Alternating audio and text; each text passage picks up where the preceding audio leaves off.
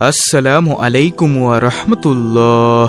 বিপদ যত বড়ই হোক এবং যত বড় দুশ্চিন্তাই থাকুক না কেন, আজকের এই ভিডিওতে বলা দোয়াগুলো পাঠ করলে সকল বিপদ আপদ আল্লাহ রাব্বুল আলামিন দূর করে দিবেন। কারণ বিপদ দূর করার মালিক একমাত্র আল্লাহ তাআলা। তাই আজকের ভিডিওতে আপনাদেরকে জানাবো যাবতীয় বিপদ আপদ বালা মুসিবত থেকে বাঁচার জন্য রাসূল সাল্লাল্লাহু আলাইহি ওয়াসাল্লামের দেওয়া 5টি দোয়ার আমল সম্পর্কে। তাই ধৈর্য ধরে ভিডিওটি শেষ পর্যন্ত দেখার জন্য অনুরোধ রইল। দর্শক, যাবতীয় বিপদ আপদ বালা মুসিবত থেকে দেশ, জাতি ও বিশ্ববাসীকে রক্ষা করার জন্য আল্লাহর রাসূল সাল্লাল্লাহু আলাইহি ওয়াসাল্লামের শিখানো বিশেষ কিছু দোয়া পড়ে আমাদেরকে আমল করতে হবে। নফল ইবাদত ও দোয়ার মধ্যে রত থেকে আমাদেরকে রাতগুলো অতিবাহিত করা উচিত। কেননা দুনিয়াতে কল্যাণ ও উপকার যেমন আল্লাহর পক্ষ থেকে আসে, তেমনি ভাবে বিপদ আপদ দুঃখ কষ্ট আল্লাহর পক্ষ থেকেই আসে। যদি আমরা রাসূলের শিখানো পদ্ধতি অনুযায়ী দোয়া পাঠ করে আমল করতে পারি, তাহলে আল্লাহ তাআলা আমাদের সকল বিপদ আপদ দুঃখ কষ্ট দুশ্চিন্তা দূর করে দিবেন ইনশাআল্লাহ, কোনো সন্দেহ নেই। আল্লাহ রাব্বুল আলামিন বলেন, আর যে কেউ আল্লাহকে ভয় করবে, আল্লাহ তাআলা তার সমস্ত সমস্যা থেকে উত্তরণের পথ বের করে দিবেন।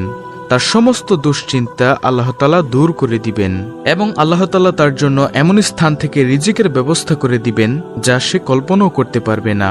সুবহানাল্লাহ। আর যে ব্যক্তি আল্লাহর উপর ভরসা করবে, তার জন্য তিনিই যথেষ্ট হবেন। নিশ্চয়ই আল্লাহ তাআলা তার সমস্ত ইচ্ছা পূরণ করবেনই। সুবহানাল্লাহ, আল্লাহু আকবার। সূরা আত-তালাক আয়াত নম্বর 2 থেকে 3। প্রিয় দর্শক, বিপদ আপদ দুঃখ কষ্ট বালা মুসিবত থেকে রক্ষা পাওয়ার বিশেষ কিছু আমল রয়েছে।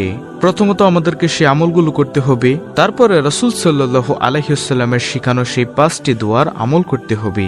রাসূল সাল্লাল্লাহু আলাইহি ওয়াসাল্লাম বলেন, যে ব্যক্তি দুনিয়ার কোনো মানুষকে সহযোগিতা করে বিপদ দূর করবে, মহান রব্বুল আলামিন তাকে কিয়ামতের দিনের বিপদ থেকে রক্ষা করবেন। সুবহানাল্লাহ। তিরমিজি শরীফ হাদিস নম্বর 2945।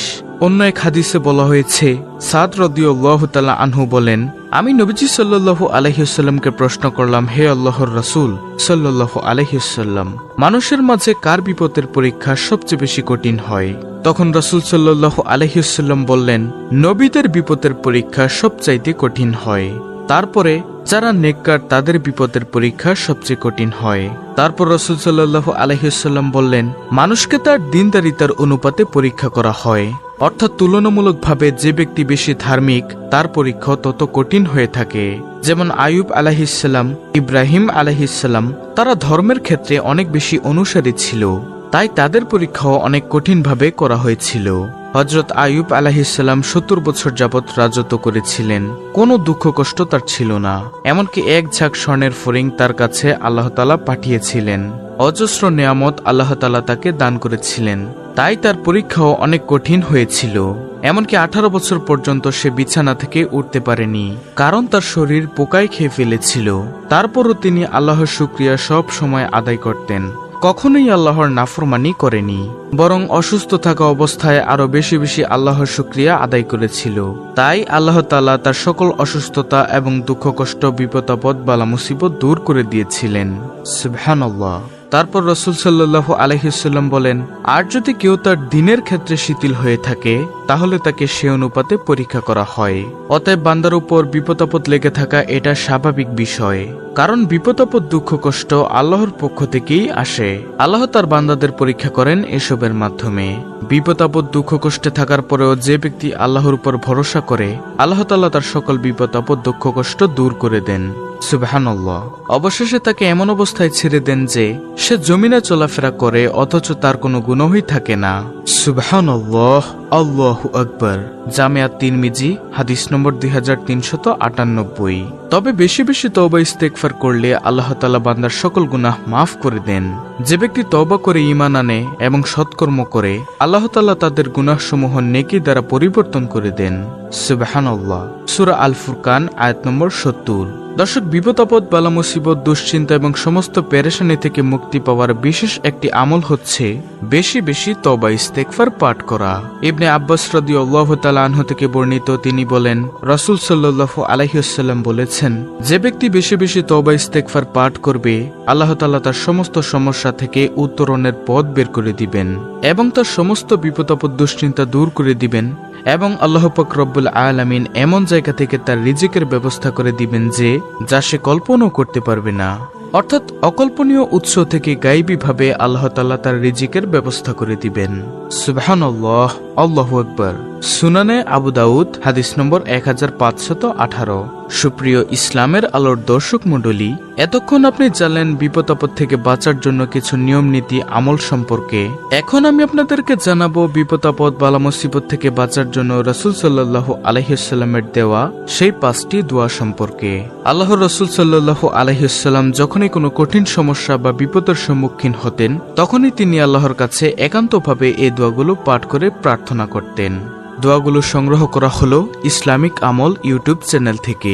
সর্বপ্রথম দোয়াটি হলো আউযু বিকালিমাতিল্লাহি তাম্মাতি মিন গাদাবিহি ওয়া ইকাবিহি ওয়া শাররি ইবাদিহি ওয়া মিন হামাযাতিশ শায়াতিন ওয়া আন ইয়াহদুরুন।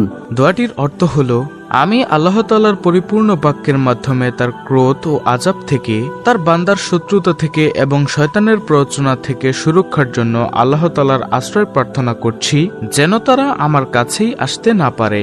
দর্শক, বিপদ আপদ থেকে মুক্তি পাওয়ার জন্য রাসূল সাল্লাল্লাহু আলাইহি ওয়াসাল্লাম আরেকটি দোয়া পড়তেন, সেটি হলো আল্লাহুম্মা ইন্নী আউযু বিকা মিন জাহদিল বালাই ওয়া দারকিশ শাকাই ওয়া সুইল কাযাই ওয়া শামাতাতিল আ'দাই। দোয়াটির অর্থ হলো, হে আল্লাহ, আমি তোমার আশ্রয় প্রার্থনা করছি বিপদ আপদের দুর্বিষহ অসুবিধা থেকে, দুর্ভাগ্যের করাল গ্রাস থেকে, ভ্রান্ত সিদ্ধান্ত থেকে। বিপদ আপদ থেকে বাঁচার জন্য রাসূল সাল্লাল্লাহু আলাইহি ওয়াসাল্লাম সকাল সন্ধ্যায় আরেকটি দোয়া পড়তেন, সেটি হলো ইয়া হাইয়্যু ইয়া কাইয়্যুম বিরহমাতিকা ইয়া আস্তাগীস আসলিহ লি শানি কুল্লুহু ওয়া লা তাকিলনি ইলা নাফসি তরফাতা আইনি। অর্থ, হে চিরঞ্জীব, হে সৃষ্টিকুলের নিয়ন্ত্রক, আপনার রহমতের দোহাই দিয়ে আপনার কাছে সাহায্য প্রার্থনা করছি। আপনি আমার সকল বিষয় শুদ্ধ করে দিন, এক মুহূর্তের জন্য আপনি আমাকে আমার উপর ছেড়ে দিয়েন না। রাসূলুল্লাহ সাল্লাল্লাহু আলাইহি ওয়াসাল্লাম যখন দেখতেন কোনো মানুষ বিপদে বা সমস্যায় পড়েছেন তখন তিনি তাদের বিপদ আপদ থেকে মুক্তির জন্য দোয়া করতেন। হযরত ওমর রাদিয়াল্লাহু তাআলা আনহু বর্ণনা করেন, রাসূলুল্লাহ সাল্লাল্লাহু আলাইহি ওয়াসাল্লাম বলেছেন, কেউ বিপদগ্রস্ত লোক দেখলে এ দোয়া পড়বে। দোয়াটি হলো আলহামদুলিল্লাহিল্লাযী আফানি মিম্মা ইবতালাকা বিহি ওয়া ফাদ্দালানি আলা কাসীরিন মিম্মান খলাকা তাফদীলা। সব প্রশংসা আল্লাহর জন্য, যিনি তোমাকে বিপদাক্রান্ত করেছেন, তা থেকে আমাকে নিরাপদ রেখেছেন এবং আমাকে তিনি তার সৃষ্টি থেকে সৃষ্টির উপর শ্রেষ্ঠত্ব দান করেছেন। তিরমিজি। এছাড়া রাসূল সাল্লাল্লাহু আলাইহি ওয়াসাল্লাম বিভিন্ন ধরনের আযাব থেকে রক্ষার জন্য এ দোয়াও পড়তেন। দোয়াটি হলো আল্লাহুম্মা লা তাকতুলনা বিগদাবিকা ওয়া লা তুহলিকনা বিআযাবিকা ওয়া আফিনা ক্বাবলা যালিকা। অর্থ, হে আল্লাহ, তুমি আমাদেরকে তোমার ক্রোধ দ্বারা হত্যা করো না আর তোমার আযাব দিয়ে ধ্বংস করো না, বরং এর পূর্বে তুমি আমাদেরকে ক্ষমা করো। যে ব্যক্তি এই দুয়ার 5টি আমল করবে, আল্লাহ পাক রব্বুল আলামিন তার জীবনের সকল বিপদ আপদ বালা মুসিবত দুশ্চিন্তা এবং অভাব অনটন দূর করে দিবেন ইনশাআল্লাহ। এই 5টি দোয়া স্ক্রিনের মধ্যে বাংলা উচ্চারণ সহ দেওয়া আছে, আপনারা সেখান থেকে স্ক্রিনশট নিয়ে মুখস্থ করে নেবেন ইনশাআল্লাহ। তো প্রিয় দর্শক, এই ছিল আমাদের আজকের ভিডিও, অত্যন্ত গুরুত্বপূর্ণ একটি ভিডিও। ভিডিওটি ভালো লাগলে অবশ্যই চ্যানেলটিকে সাবস্ক্রাইব করে বেল বাটন অল বাজিয়ে দিবেন, ভিডিওটিতে একটি লাইক দিবেন এবং কমেন্টে আমিন লিখবেন এবং অন্য মুসলিম ভাই বোনদের কাছে ভিডিওটি শেয়ার করে দিবেন যেন তারাও দেখে শিখে আমলটি করতে পারে। আল্লাহ রাব্বুল আলামিন আমাদের সকলের বিপদ আপদ বালা মুসিবত দূর করে দিন, আমিন।